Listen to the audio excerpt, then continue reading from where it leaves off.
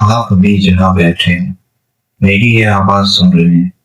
क्या आपको यकीन है कि आपके आसपास की खाली जगह सच में खाली है?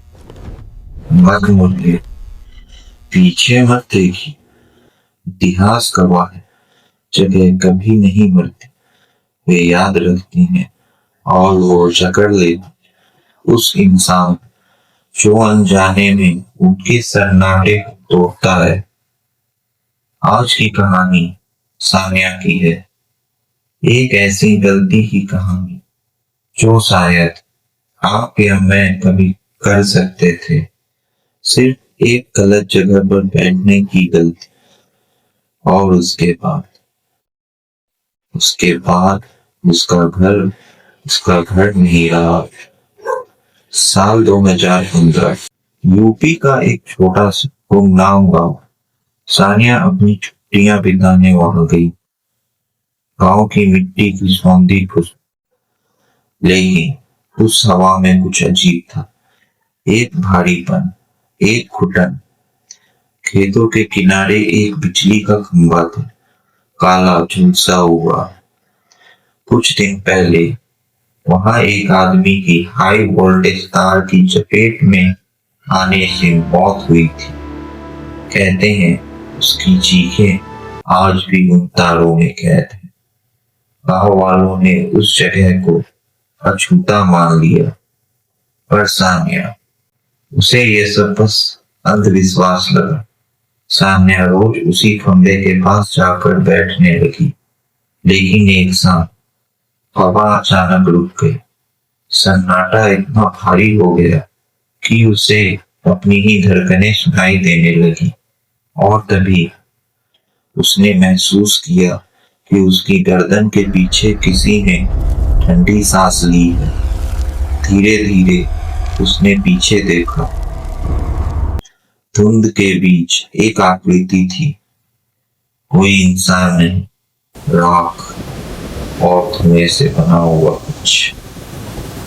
और सबसे खौफनाक बात, वो सान्या को नहीं देख रहा था। वे उस जगह को देख रहा था जहां सान्या बैठी थी। सान्या ने सोचा ये उसका वहम था, लेकिन उसके कपड़ों से जले हुए गोश्त की बदबू आ रही थी। कुछ समय बाद सान्या वापस शहर लौट गई। सान्या बदलने लगी थी। वो घंटों आईने के सामने खड़ी रहती, लेकिन खुद को नहीं देखती। वे देखती थी अपने पीछे खड़े उस अंधेरे को, और फिर एक आवाज उसके दिमाग में गूंजती, इसे खत्म कर दो, ये हमारी जगह ले रहा है। एक दिन अचानक रात के 12 बजे सान्या को दरवाजा खटखटाने की आवाज आई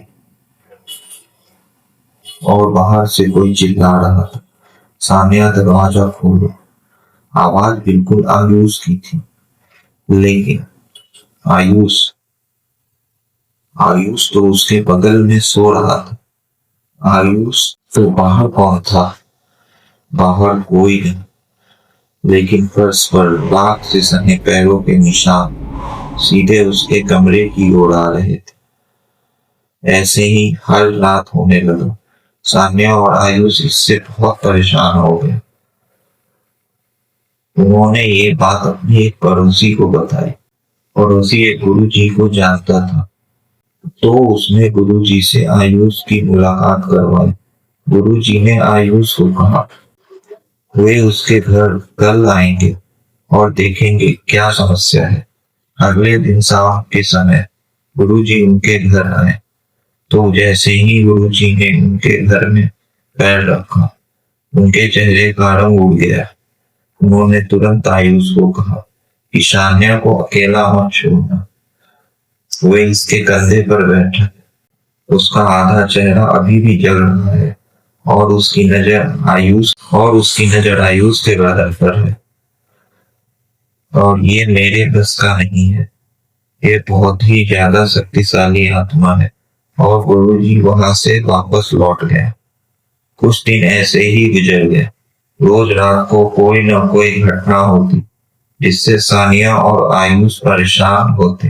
अचानक एक दिन एक बूढ़ी औरत खुद चलकर आई।